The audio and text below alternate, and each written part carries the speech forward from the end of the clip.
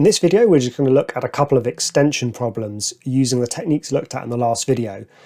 This is kind of just for fun, just for a challenge, so do feel free to skip on to the next video if you like. We're just looking at some really difficult ones here. Let's have a look. Okay, ready for a challenge? Let's have a look. Can we integrate sec to the 6x tan x? So remember what we're looking for is a function raised to a power and then its derivative next to it. Well, we don't have that here, right? Because here's a function raised to a power, sec x to the power 6, but the derivative of sec x is not tan x. Okay, so what can we do? Well, we can do something very sneaky here, which is we can split up this sec to the 6x in the following way. So I know that the derivative of sec x is sec x tan x, so I can sort of create the derivative by kind of stealing one of the sec terms here. So what I'm going to do is I'm going to rewrite sec to the 6x as sec to the 5x. I'm just going to write that as sec x to the power of 5 multiplied by another sec x, and then we still had our tan x here.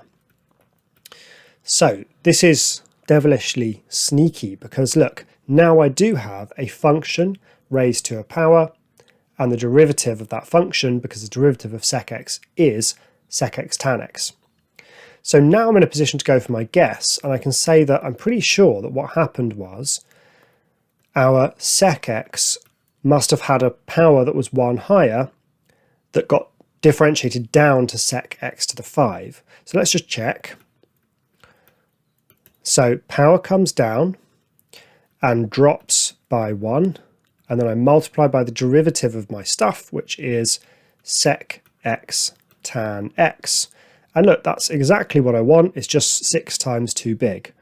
So my answer is 1/6 of what my guess was. 1/6 sec x to the 6. I can just call it sec to the 6x plus c. So that's pretty cool, I think. We can integrate sec to the 6x tan x by stealing one of the sec terms there. Okay, how about this one? The integral of sine x over the square root of cos x. It's getting pretty advanced, right? Think about what you could integrate just recently and how much more advanced this is. I think this is really cool. Okay, so first thing to do is rewrite this in indices form. So the sine x is happy as it is, but 1 over the square root of cos x is cos x to the power of minus a half. And now we've got it in the form that we want, a function to the power of a number, and then the derivative of that function. It's not perfect, is it? Because the derivative of cos x is minus sine x, but that's okay, because that's just a multiple of. So that means that I'm going to guess that what happened was the cos x had a power that was 1 higher than it is here. So 1 higher than minus half is a half. And that when that got differentiated, the power dropped by 1, and then we multiplied by the derivative of the function cos x to get some version of sine x. Let's check. So power comes down, half, power drops by 1, minus a half, multiplied by the derivative of cos x, which is minus sine x, and just tidy up. So that's minus 1/2 minus a half sine x times cos x to the power of minus a half. So how does this compare to what we want? It's fine. It's perfect in terms of the function bit. It's just minus a half times too big.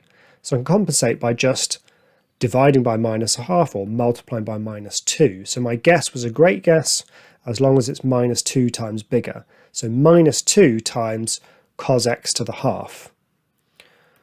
And of course, it may be nice to write cos x to the half as just the square root of cos. So that's minus 2 root cos x plus c. Okay, I hope you've enjoyed looking at those extension problems. In the next video, we're going to check out another form of reverse chain rule. See you there.